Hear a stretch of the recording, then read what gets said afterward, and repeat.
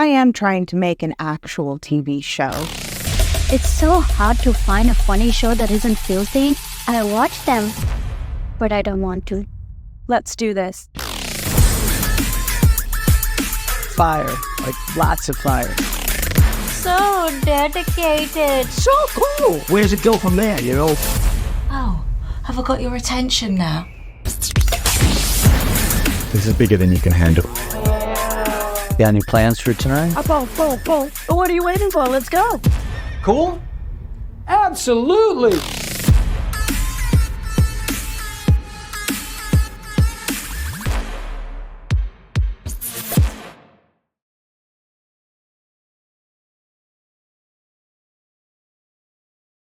Fantastic panel is Perry Nemiroff from Collider. Perry, come on up. You guys, she's going to be amazing. Give her a big round of applause. That was very kind. Hello. How y'all doing? Yeah, I like hearing that enthusiasm. I'm Perry Nemiroff from Collider.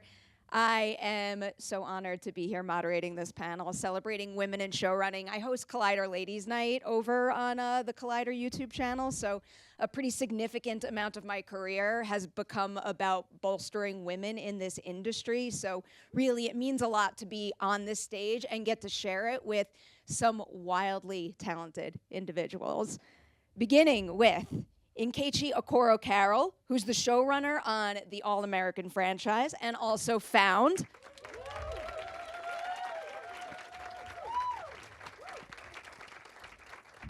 Welcome. Please join me in welcoming Michelle Paradise, co-showrunner and executive producer on Star Trek Discovery.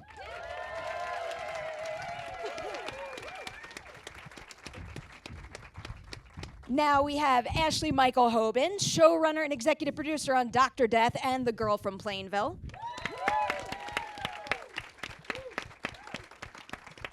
Welcome. It's a scary step because there's no banister, I get it. We also have Janine Sherman Barrois, writer and showrunner on The Big Cigar.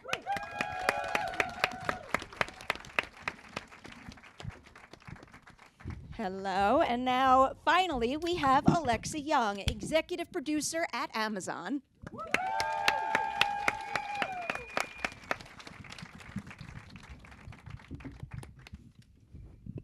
Hello, everyone. I feel like those intros could have gone on forever because I only said like the smallest amount of things that you've all accomplished. I wanted to start with a big group question just to kind of, get a lay of the land a little bit. Is this still on? I didn't think so. I'm loud too. I can project. None of these. I don't think they are. Hello. Testing. Hello. Oh, I'm And we're back. almost Okay. back. All right. We'll get there, or we'll project. Question for all of you. Can you each tell me the biggest misconception you had about what it means to be a showrunner? Can you guys hear me? Yeah? Okay, great, awesome. Hi, guys. I think for me, it was, I think I deluded myself into I would have more time to write being a showrunner. Writing is the thing that gets you the gig, and then you get there and they're like, surprise, it's the thing you have the least amount of time to do. And it's like, wait, what? So I think for me, that was the biggest. Okay, good example right there. There we go. Hi. Those are bright lights. I hope. Hi, everyone in the back. I think say like how much time you don't have. I think it is. It's a very, very large job. Whatever the size of the show, and when I started doing it, I realized, if I don't just carve out certain periods of time, I will never see my child.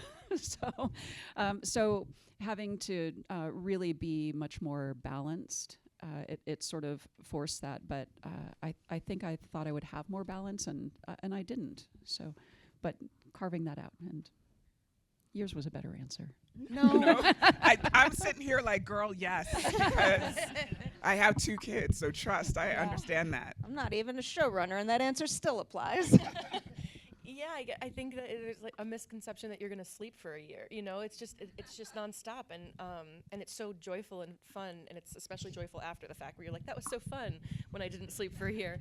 But I think there's also, and I had watched, my mentor do this job. I was next to him for like 8 years watching him do this job, and I still thought that I was going to be able to do everything and be everywhere. So that was my biggest thing. It was like, you're just not going to be able to go to set today because you have to turn the cut, and then you put people behind you that you trust that can be on set for you. So that was my big lesson that I had to learn. Mine are very similar. I think you're the most loved person on set and the most hated, and that's a hard feeling to reconcile with. You do lose time writing, but you just have to find it, and you realize that writing at 2 a.m. to 6 a.m. might be the only way you can get it done. It's rewarding, but it is sort of all-consuming. You don't have relationships. You have relationships on WhatsApp because you literally don't have time. I think what people don't understand about it is it's not a one-person job.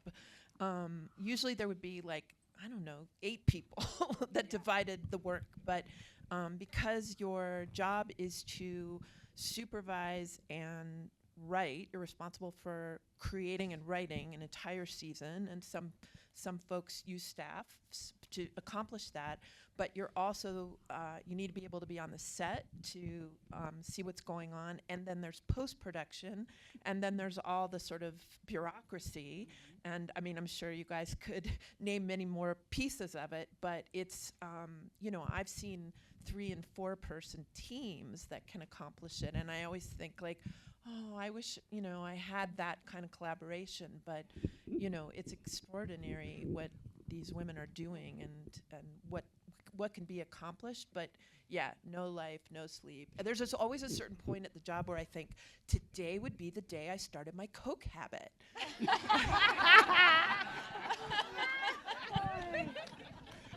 I have stock in like 5-hour energy. I'm just like, I might as well be their spokesperson at this point. So I want to kind of like pave the way for all of you to get to this point where you're managing all of these duties here. Ashley, Michael, I wanted to start with you. I want to get this right too. You got an MFA in writing and directing at NYU's grad film and television program. I love asking this question because some folks need to study a craft like this at school, some don't, and both paths are perfectly fine.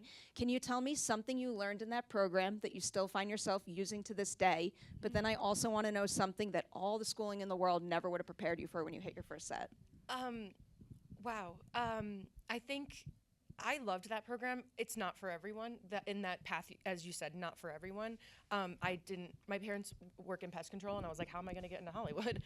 So that's the only way I could kind of figure it out, and also still learning how to do it. But I think the pod that you create and the relationships that you create in that program, that is the most important thing, and you're learning how to do all of this stuff together. And so the production experience I had in that program, you're shooting for 3 years straight. You're doing everything for everyone else. If you choose to, it's a bit of what you put into it, you get it back out. And then I don't think that any program teaches pitching enough. We did a bit of it. We had a really great producing professor that just was like, listen guys, this is what it is, and none of us believed her. And now here we are. But yeah, I would say that's the one thing that I felt like, and I'm sure that they do better now. I mean, it's been 15 years since I did that, but I'm sure that they've adjusted. I'll give them credit. Your reference to a pod brings up my next question for Nkechi quite well, because in this industry, like, you can't really forge forward unless you find your people. And when I was reading up about your path, obviously I read about Black Women Who Brunch, which I think is just such a beautiful thing. So can you tell everybody a little bit about, I guess, how to find community, how to find their people, and maybe even how to start an organization like this if they're inspired to do so? Yeah, I always say it takes a village to raise a writer. I would not have, it's real. I would not have lasted. I would not be where I am if I hadn't sort of found my village of people. And so, specifically Black Women Who Brunch came out of a need for, I was hearing so often, there were 3 of us, we were baby writers at the time. I think I might have been a mid-level writer, and then, but we were in no way, shape, or form in positions of power or anything. We were grateful to just have our first jobs. But I kept hearing that, I was the unicorn as a Black woman. And I was like, I mean, I love unicorns and everything, but that's also, we're not, first of all, the like magical being thing. I'm not superhuman. But also, second of all, I knew there had to be other Black women out there with great voices, with great talent, with all these things. And I'm like, okay, how do I disabuse the industry of this idea that there aren't a lot of people who look like me who can do what I do? And so I realized I had to find them. And so, and I could protest all I want, but if I can't then roll names off my tongue, there's no point. And so the three of us got together in my living room and we're like, any female Black writer that is working in TV or whatever, like you bring 2 people, I'll bring 2 people, and we'll just gather and we'll see what happens. Janine is one of the wonderful members of that brunch and brought so much mentorship and leadership and everything. And so it started 9 years ago as 12 women in my living room.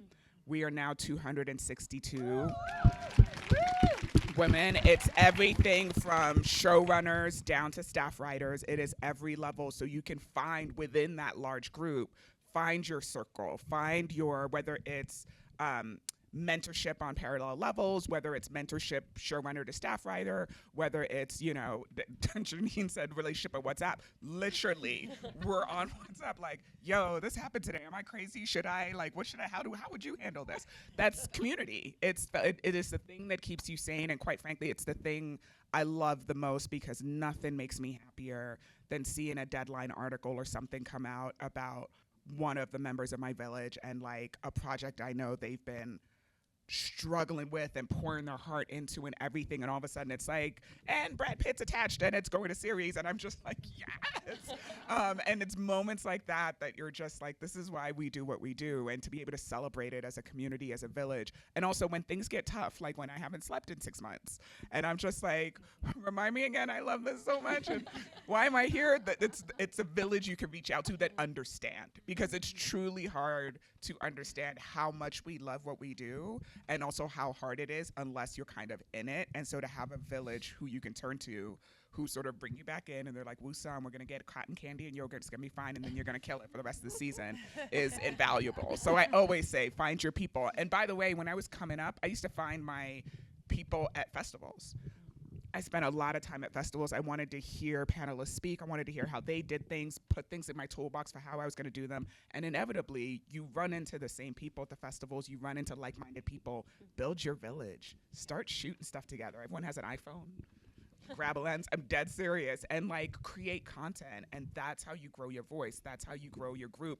And those same people are going to be in our positions someday, and you would have been coming up with them. So it's so true. Keep doing that. I love reading about people supporting people in this industry, because like you said, things are hard, and that kind of teed up what I wanted to ask you about, Michelle, because something that a lot of people encounter in this industry that can be a hard thing to power through is things coming to an end. So for you, it was the originals, which you were on for 5 seasons, and then it ended. What was your reaction when you found out something you were a part of for so long was coming to a close, and what was the key to, forging forward and finding the right path to another project?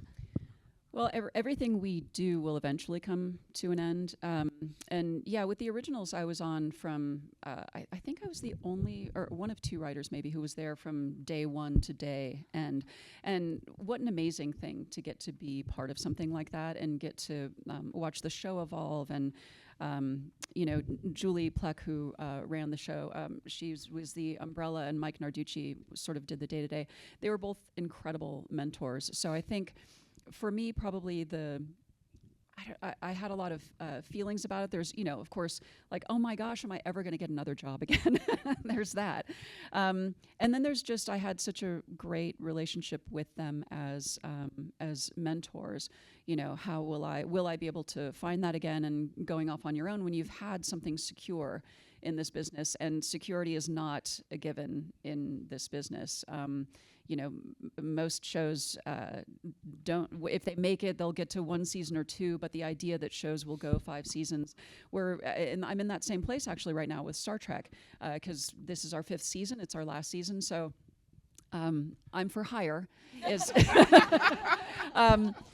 But it was a little bit scary. But I think, you also kind of get to a point where you realize, okay, I can do this, and I'm good at what I do, and I know people, and you just kind of, for me, I just when I'm not on a job, I go back to the basics, which is writing the next thing and writing the next thing and getting up every morning and what are the stories I want to tell, because there's so much in this business that you cannot control. You can't control when your show is going to end. You can't control if it's going to get picked up. You can't control as a staff writer if you're going to be invited back. The only thing you can control is what you get up and do every single day. And you can control what kind of feedback you solicit as a writer. So I would get up every day and I would write, and I would look for people to give me feedback where 100% of the feedback wasn't awesome.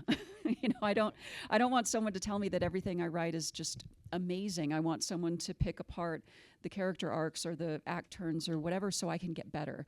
And so that's really what I did after the originals. And then I was very fortunate. I hadn't had agents at the time, and they just kind of put your stuff out there, and you get the next interview, and then the next interviews led to the job on Star Trek, and then away I went from there. Yeah, crushing it over there. I'm going to come back to Star Trek in a little bit. Janine, when it comes to looking back for you, I know Third Watch came before this, but I have a feeling a lot of people out there will share this feeling. I was obsessed with ER, like really obsessed with ER. Like it was a formative television show for me, and it's part of the reason why I'm here. And I've spoken to so many people in so many different areas of this industry that speak about that experience as being a formative one for them. So what is something you picked up making that show that you find yourself applying to your work today? It's a great question. I think a lot of times coming up, a lot of us had 24 episodes. And so we got to work on our work consecutively, daily, all the time.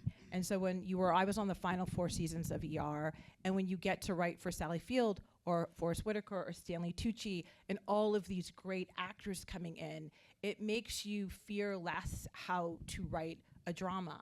And so as you matriculate through the system and you now have to write something for Andre Holland, you're not afraid because you know how to write for that caliber of an actor. We're facing a challenge right now in television where there's 8 episodes and 10 episodes, and if you are lucky enough, Nkechi, she has a show that's 20, 24 episodes. Those are the shows that I would stress to young people coming up to write on, because that's where you get your reps. A lot of people want to jump all of the steps and they want to become a showrunner, but you actually have to work in an environment where you learn to write, you learn production, you learn from people that are better than you get challenged weekly, so that when you get in the hot seat, if you get the opportunity to be in the hot seat, you know what to do. And if you've seen John Wells do it for 9 seasons, you actually, that's hundreds of television that you were mentored on. You actually are not afraid as you move forward. Beautiful answer. Thank you for sharing that. All right, for you, Alexa, I swear I did more things to prepare for this panel than read Wikipedia, but I did read your Wikipedia page. And there was one particular thing many things that caught my eye, but this in particular, it was referencing starting the United States of Tara, and it was a quote from like a Hollywood Reporter article that said, bringing Friends alum Young on board had been key to securing a series order for Tara. I guess, what was it like realizing you had that kind of weight and power in this industry and then figuring out how to wield that power? Well, I actually only read that quote in Wikipedia like a couple of months ago. So I didn't realize I wielded any power, to be honest. But no, thank you for bringing that out loud to all of us. it was really, I have to say, it was a really exciting experience. Sometimes we are connected with things that we care about, you know, or we're brought on to something. I can often find my way into a project, but there are certain projects that just speak to you. And I wasn't the creator of the show. It was Diablo Cody, who was like fresh off her Oscar from Juno. But for a variety of reasons, I had to put, like, we had to put a pitch together and break the whole season before the show could be greenlit. And I don't know how to explain it. I mean, maybe I'm, you know, also, I've always had a sort of interest in mental health.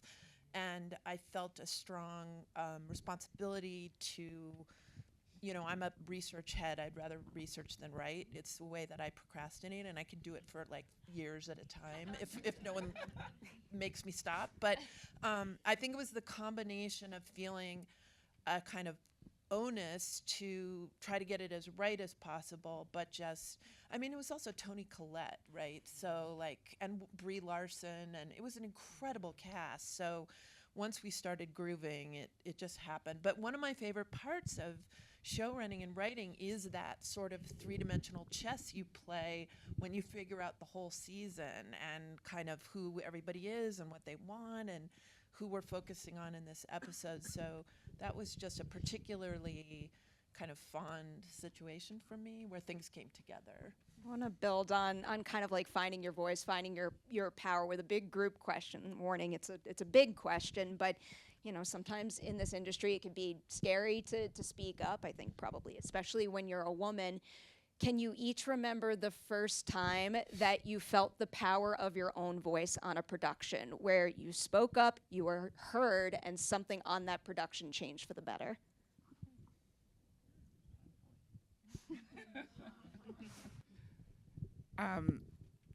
Yeah, there are quite a few examples, and I think for me, part of it, and some of those came early, really early, when I wasn't even a showrunner. I spent 14 years in corporate America as an economist before I ever landed my first staff writing job.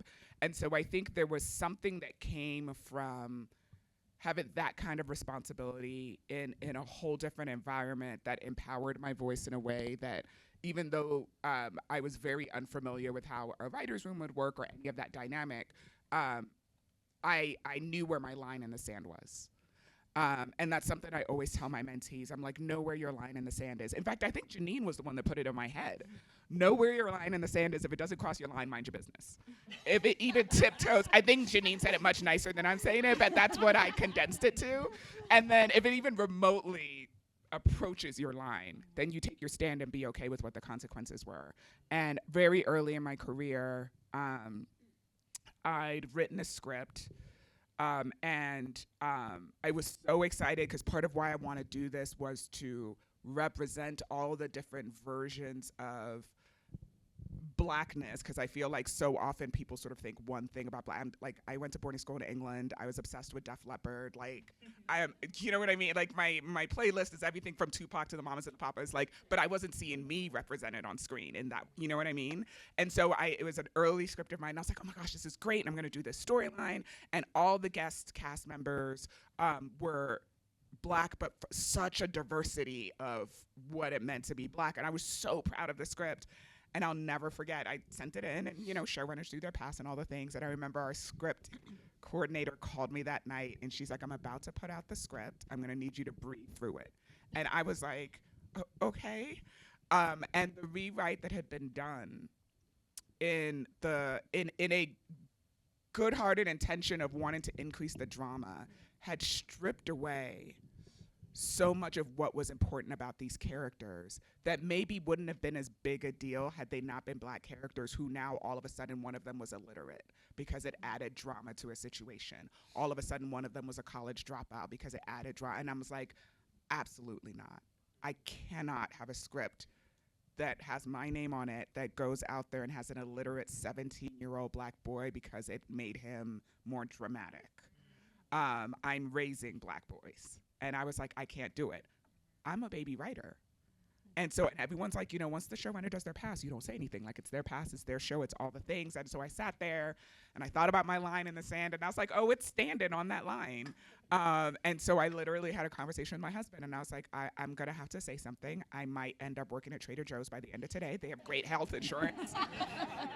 It's going to be fine. We'll cover medical bills. Like, we'll figure it out. But I knew I was willing to accept whatever consequence came for standing up for that. And so I did. I sat down. First of all, I'd hoped that through the notes process, someone at the network or studio were going to be like, are we really doing that? And no one did. They were all like, oh, this is great. And I was like, oh, it's really going to be me. Okay. And so I did. I sat down and I just said, and I knew if I tried to pitch going back to what I had, that was never going to go over well with the showrunner, because it's going to feel like I was just being precious and couldn't take the rewrite. And so in my head, I was like, my version's gone, but their version can't stay. So I just started pitching ideas in terms of like, hey, I know I'm so excited that we want to go more dramatic in this moment. You know what I was thinking? Wouldn't it be great if, and I would just pitch other things that felt like it was about the story. But what I was also doing was restoring specificity to these characters in a way that wasn't damaging to a community. And so it worked. I started turning, and I'm pitching all these things, and halfway through, my showrunner turned around to look at me, and he's like, why don't you just go do another pass on the script? You clearly have a handle on what you want. And I was like, and I was the first writer he'd let do a pass after his pass. And so thank you. But having approached it from a story perspective, having approached it from a respectful way, by the time I waited for the end, because I was like, there's no other way to pitch. I was like, we just can't put an illiterate 17-year-old black boy on TV. And by the time I got to that, he was like, absolutely, go ahead, change it in your rewrite. And so, and that wasn't even with the command of a showrunner. That was me as a baby writer, but it absolutely crossed my line in the sand. Beautiful answer. It's so important to step up like that, and especially when it's scary at the very beginning, I know. Thank you. Anyone else want to jump in next? I was just going to add that your voice starts early. It starts when you're a staff writer, when you see things or you're just pitching. And so I can remember just even on Third Watch and on ER, like pitching when other people were not pitching, or being argumentative when other people were not. The argument is actually the scene. So what you start to realize is your star power comes from having your point of view. It doesn't help to just have a guy's point of view or the other woman or this. It actually, your point of view is your superpower. And so once you start realizing and get awarded for your point of view, and you start to move up, you do get a sense of confidence that this is where I have to actually have my voice. And this is what makes me different from every woman on here, is that we don't all think alike. And so that's where you move from, oh my gosh, she's rising through the ranks, she's a supervising producer, a co-EP, and now she's an executive producer, and now she's running a show. Because people actually want people with opinions. And that's what makes you separate yourself from the pack. So I would just say that, like, anytime you feel afraid to say something, it's actually when you should say something, because that is what's going to make you unique. If she didn't fight for that kid, the 17-year-old, she now has an empire, because everybody knows she has a point of view. And so I think that's the key to it. It's like those fights coming up helped me like run different shows. And if you're using your voice, and the person on the other end is not receptive to that, that's not the person that you want to be working with anyway. I know it's scary, but exactly, that's all it is. On The Girl from Plainville, I think that was like the show that the showrunners. I was not showrunning that show. I was staffing on it and producing it, but the showrunners certainly were looking. We were just talking about this outside with a couple of people. Like, we were looking into the very gray of that show, of that story. And I remember when that story happened, and I was like the Michelle Carter champion in that writer's room, because I was like, I remember when this happened, and I thought to myself, thank God I did not have a cell phone when I was 16, 17, 18 years old, because God knows what I would have done with it. And I really always felt hurt on that. Like, it's easy to demonize that story if you're familiar with it. That's all it was. It was the entire world demonizing this girl who was incredibly sick, and I always felt like, but wait, guys, I feel like we're just tilting over a little bit into like we're blaming her for this tragedy, and I did feel hurt, and that's why I continue to work with those people, because they listen, and that's the whole point. I have a different kind of example, although I love these examples. Thank you, guys.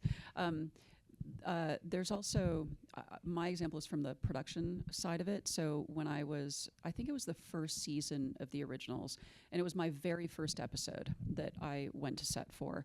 And this speaks to something that Janine was talking about in terms of the going on to set on a 22 episode series. You gain a lot of experience.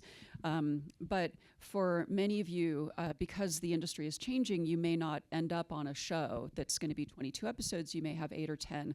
I would encourage you also just you don't have to have experience to have your logical brain. And I want to say it was episode 4. And I got there, and there was all this stuff that was meant to happen in a church. And I walked onto the stage, and we're meant to be shooting this, I want to say it was like in a week, 2 weeks max. And I go onto the stage, and there's blue tape on the floor for where the church is going to be. And I'm looking at that, and I knew, because I had done a little bit of production before, wow, someone should be building that right now. You can't, we're going to need to shoot this in like a week and a half or something crazy. And there was nothing there. And so I called the showrunner, and I was so nervous to do it because, it's my first time on this show. The show was brand new. I didn't know if I was doing the wrong thing. I didn't want to get anybody in trouble, but I'm ultimately there to be her representative and to represent the show. And so I called and I said, I just want to raise a gentle flag that we're meant to be shooting a church that is tape on the floor right now. And I think that's a problem. And it turned out that it was, and some shifts happened in the production department, and then people started having to work double time, and the paint was quite literally still drying on that as we started shooting. Yeah. Even just taking the risk to raise a flag is a really good thing if you're on set or with an actor or whatever it is. Even if you don't have the experience, certain things you can kind of know just by guessing. Anyway, it's funny. I have a lot more examples of the time I didn't do that. I have a lot of examples of I didn't use my voice, and then I got in trouble, and I don't like getting in trouble. So, I'll never forget it. On Happy, Chris Maloney was in the wrong underwear, and I did not call Brian, and then he's like, "What is he doing in the wrong underwear?" And I was like, "I'm so sorry," and I will never forget. It was just it's simple, because I was nervous. I didn't want to speak up. I was a staff writer. I was a staff writer, but I was producing, and so, yeah, it's hard to do it. So I have a lot of stories about when I didn't do it. I was just going to add, and not apologizing for it. So my first show running job on Claws, I am literally dealing with all of this drama, and I said, "Listen, I'm sorry. I need it to get done again. I don't like the way it was shot. We've got to do it again." I understand. I'm sorry. It's going to cost a lot of money. So later on in the day, I'm walking to my car. It's at night, and one of my number twos, a guy, a white male, came up to me and said, "I don't want to be out of place. Stop fucking saying you're sorry. You are the boss. Fuck all of them. Just stop it." And I was like, yes. Yes.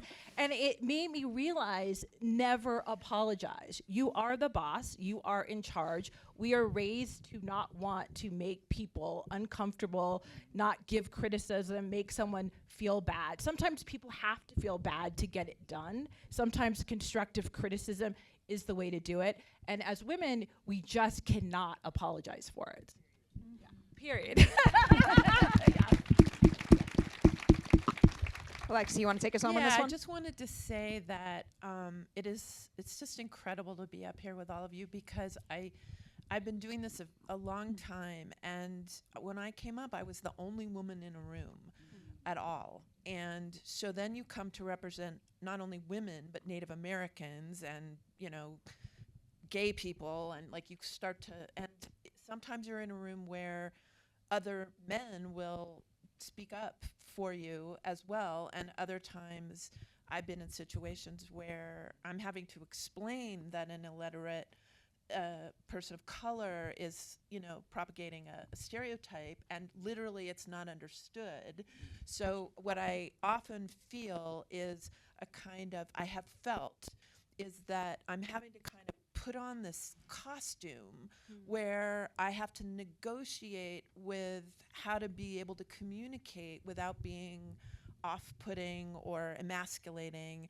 And so then it's sort of, well, off of your idea, what if rather than being, gang raped, she's, I don't know, maybe, and you're sort of building a way to talk about it, and it's so fucking exhausting. And, it's like this costume, and I feel like what is so beautiful about what everybody's talking about right here is that in your rooms, you genuinely want to hear what people have to say, and you're curious about it.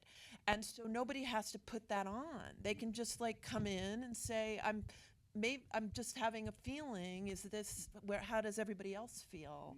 And there's a more sort of egalitarian sense of it's okay for a white guy to agree, But it's really funny. You have to actually learn how to speak to people, and that is one of the tricks of it. You have to go to your department heads and say, when I come on set, it would be nice if it looked like an inclusive world. I can't tell you who to hire, but wouldn't that be nice? You actually have to dance around stuff and say, it would be amazing when I come into the makeup and hair trailer that it looks like the world. Same with the camera department. You just learn that you've got to have these meetings, take people to drinks, have coffee, and try to make them see your vision of the future. I always say it's no different than personal relationships. You have to learn people's love language.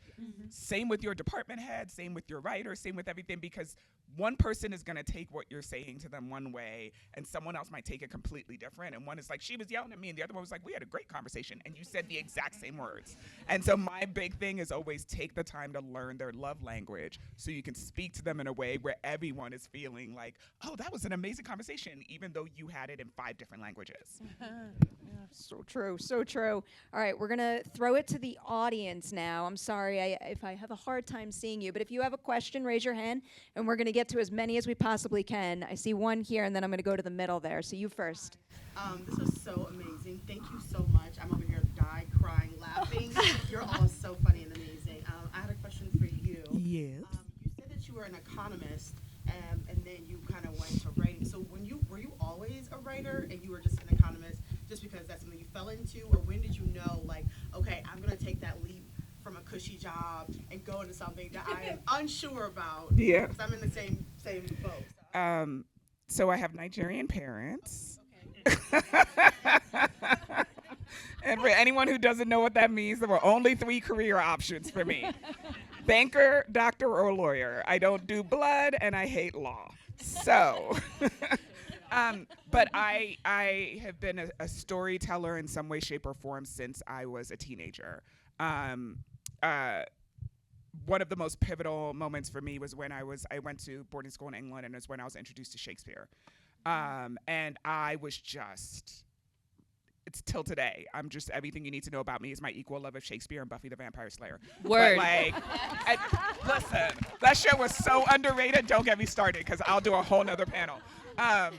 And so, but I just loved it so much, and I love that it could transcend. It could transcend cultures, it could transcend age groups, and I was just like, I want to write, do not get me wrong, I am nowhere near Shakespeare, but I was like, I want to write stuff that can do that can last way beyond when I'm gone, that leaves some kind of cultural impact. Knew that as a teenager.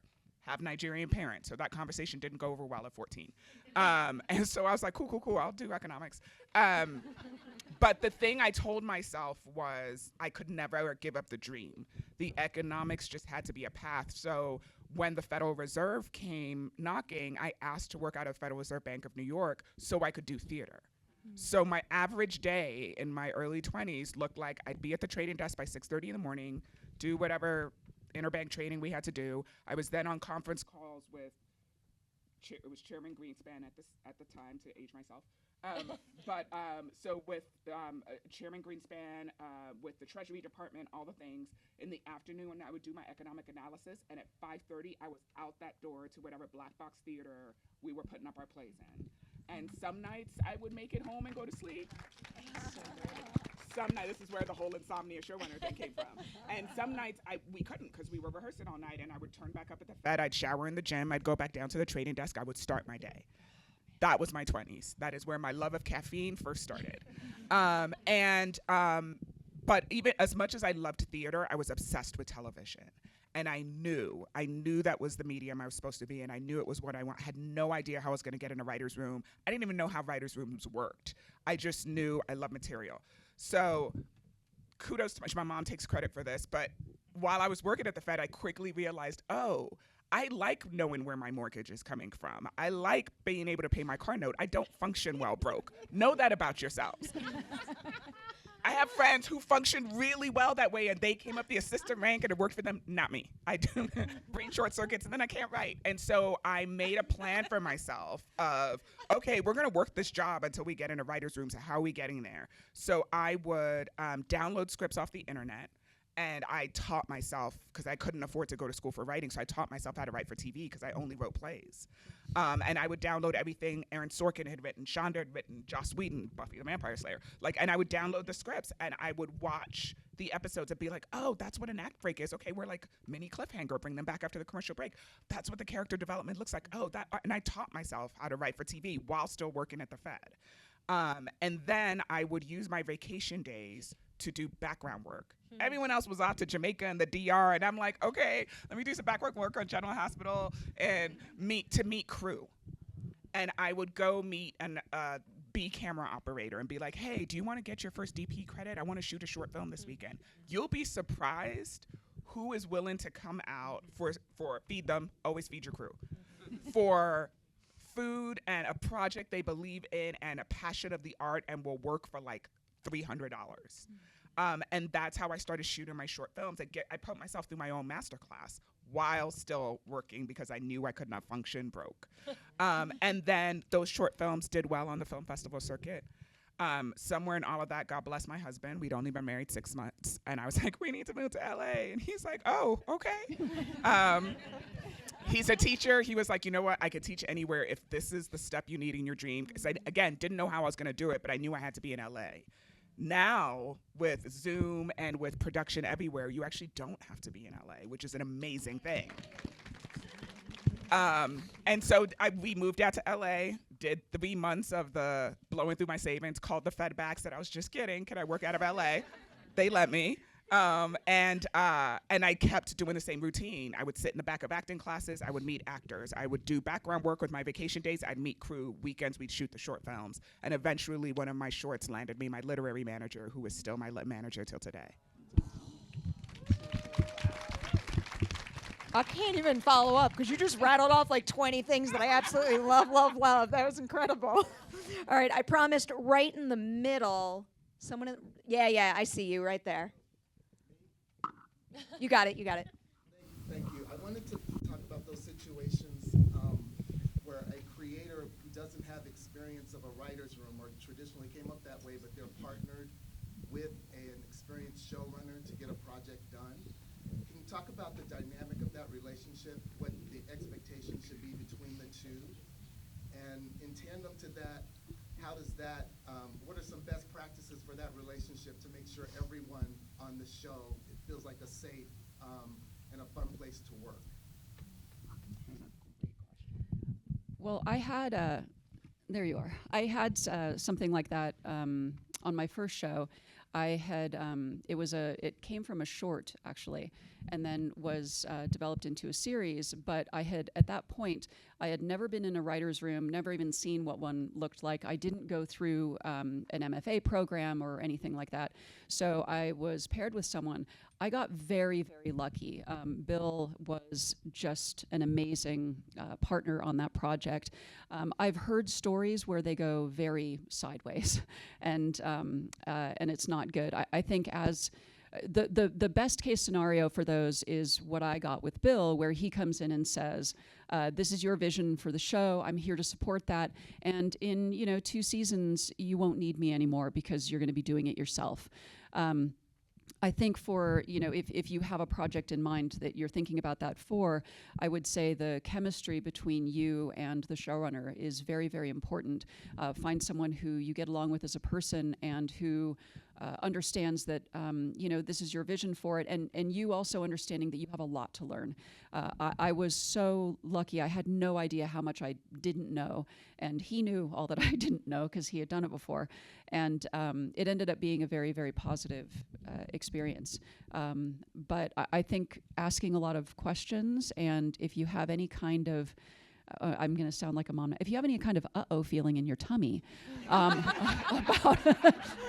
about the relationship with that person or how that person is approaching it, then it might not be the right partnership, because ideally that person is there to help you learn how to do the job, to do the things that you don't yet know how to do, and to help it be the best version of the show that you want to make and sold. It also requires you to listen to that person and ask a lot of questions and soak up all the information. But I hope that answered it? Question mark? Yeah, I want to also just add that sometimes if you have an idea or you're the person who doesn't have the experience, the people around you are not necessarily being like real with you about how it all works, and which is why it's essential if the showrunner is not telling you and communicating with you openly to ask the questions, because the way it works financially is that the buck stops with the showrunner, which means if things go over, if scripts are late, if it all falls apart, it's the showrunner who's blamed, not you. So it means that sometimes when things get difficult, like you would want to ask, hey, if things get difficult, are you going to take my script and rewrite it? Or do you actually want to hear what I have to say? And you'll get a vibe. I love the feeling in your tummy will tell you. But there are people that don't, that might be assigned to you that don't like to facilitate someone's vision and aren't interested in a collaborative mentoring kind of relationship. And so it's really important, I really try to just make sure if your reps aren't telling you some of what's baked into the job, then you want to be really clear. Like, I want the person that I'm facilitating to be part of all of it and to know everything. But I have friends who will say, I have this showrunner that's with me and I'm never on the calls. I don't even know what the network is saying to that person. So I think it's really important to ask the hard questions if the person on the other side isn't giving you the information, and to look for somebody that wants to facilitate your dream. So. All right. Next one, I saw someone on this. Yeah, okay, there you go, right there. Yep, you got it. First of all, I am utterly floored and lit up by this conversation. I've cried twice. My name's Rain. I'm a TV director and all those things.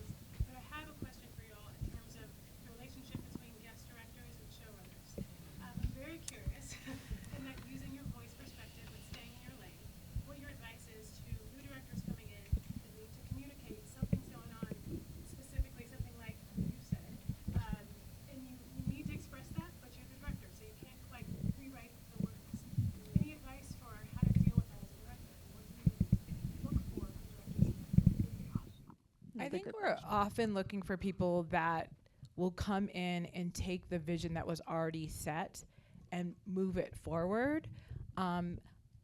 I've heard this happen with directors, and they come on set and they might see drama and they think there's no way to get to the showrunner.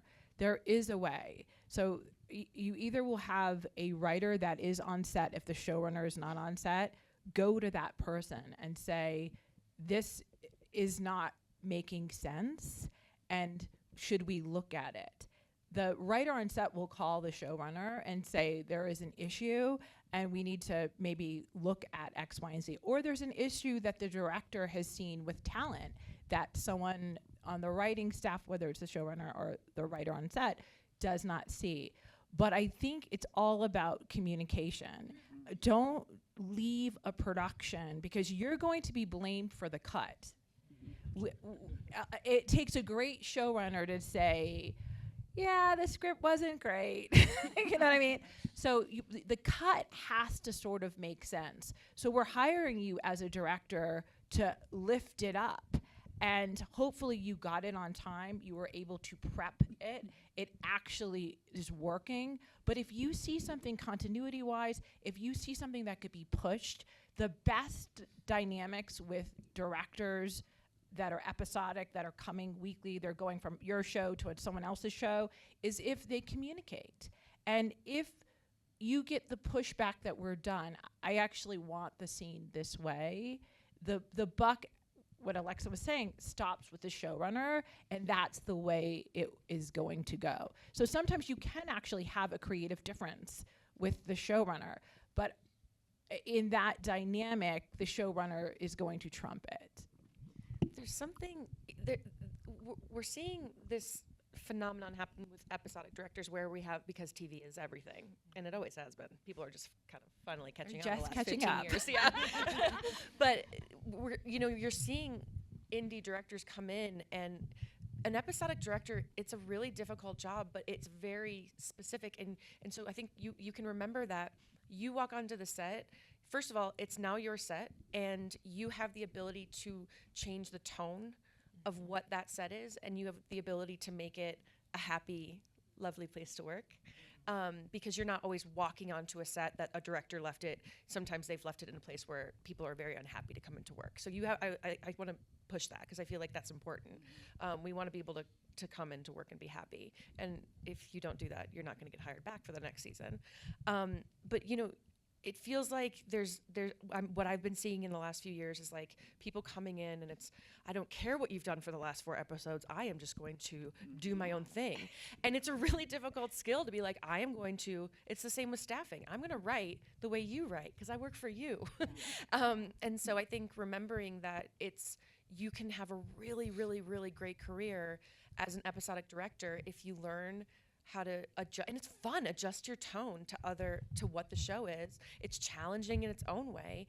And yeah, you're gonna have some, you come and you do what they've done, and you come and you bring in a couple of really great ideas, and some are gonna fly and some are not. And it's just, that's the fun collaboration of it. So yeah, I think being open to and remembering that you're not directing the pilot in episode 6. Yeah. That tone and the look has been set, and it's up to you to perpetuate it and make sure your crew is having fun still, in month 7 of production. And then you get to be creative in your own way. I was going to add to it that also listen to the crew. Oftentimes the new director comes in and there's an animosity between them and the crew because they want to do it their way. There's one thing if you're being disrespected as a director, that's something you need to bring to the attention of the showrunner or to the line producer, but listen to your crew. The crew might have been in this hospital set a million times. They might have been on this, court a million times. They know how to shoot this room quickly. So unless they are doing something to damage your one epic shot, listen to them. They're not trying to trump you. They're actually just trying to help you get through the day so you can make the day. Because at the end of the day, this is a business. And as we make art, the director has to help us make the day. And go home to their kids. One last thing to add to that. With that one epic shot that you really want to do in that one scene, schedule that for after you've gotten all of your basic coverage, all the things you need to do. Because if you schedule your one epic shot to come first, it could take you don't know how long it's going to take because it's a new set for you. You could have a camera problem. Your actor could fall over. Just make sure that you get the coverage that you need to make the scene. And then if there's still time, do that epic oneer that starts at the ceiling and flies down to the floor and goes through windows and ends on someone's eyeball. Get it, but get what you need for the scene first, because if you don't get it, then the showrunner is going to be in there in the cut, and the cut is not going to make sense because the thing is missing, or we don't have the coverage, and now we're trying to do it with ADR, and it's just very unhappy making. Or it's a 42-minute episode, and that epic oneer you can't cut into it, and it's like I don't need all of that anymore. And I think the only other thing I would add is tone meeting with the showrunner is the time to also get all of that. If there's something in the script that is bumping you because fundamentally it is putting some messaging out there, that is the time during tone as they're going through. My tone meetings are 2 hours long. No director will ever walk on my set and say they didn't know what that script is about and what I needed from the scenes, ever. Doesn't mean they'll always give it to me. They can't say they didn't know. That is the time to, in a respectful way, always lead with assuming they were trying to do the right thing. Always lead with, hey, I think it's really great, this moment that we're trying to capture with X, Y, and Z, and then offer your pitch for what could elevate it without calling them racist, without calling them whatever that, sexist, whatever the thing is that you're bumping up against. Find the words where it's being communicated in a way of enhancing the thing the showrunner has already done and wanting to sort of like elevate it, because that's what we're hoping you'll come in and do, and have that conversation in tone. Same with that one epic. I always tell and I tell this to my DPs as well, because then my DPs on set will be like, NK would never use that. I'm like, stop telling them that. You don't know. 90% of the time they do know, but what if that's that one epic shot that changed the game? So I'm always like when directors come, they were like, I really wanted to shoot it this way. And I'd be like, you know what, that's actually, if that's the signature moment you want to put on the show, I get it. I actually think that could be awesome. Let's make sure we get the standard coverage first and then go to town. Give me your thing. And if it doesn't work, it doesn't work. But I'm never going to let a director not find a moment. Do not reinvent the show, but find a moment that you want to do something signature that for you is sort of taking it to the next level. And so, but yeah. And then, by the way, if you air all the things and the showrunner is like, nah, I'm good with them being sexist, cool. It's their show. I would also not, you have to get in with the actors, but do not carry the messiness of the actors' water. So what happens is you come and there's already drama. It's already Game of Thrones with some, there's already Game of Thrones. And you come and you're like, I gotta get in with the actors. So you start having lunch with them and kicking it and blah, blah, blah. And then the lead tells you something they don't like about the script that you've already toned, and the script is locked.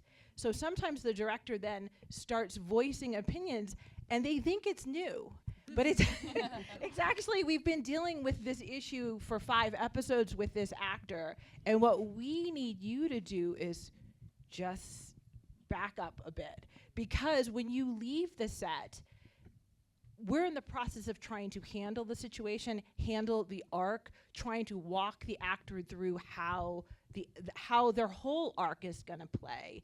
And when you leave, if you leave and they think, oh, I had an alliance with this director and they understood my vision, it's still our vision that we're writing for the actor to do. And sometimes that gets confusing when people get messy. Breaks my heart to say this, but I saw the wrap sign. I just want to say, I've moderated many things before. These were some of the best audience questions. So to everyone who shared one, thank you so much. And to all of you, thank you so much for sharing your experience with us. Keep being forces in this industry. We need you. Thank you, guys. Thank you.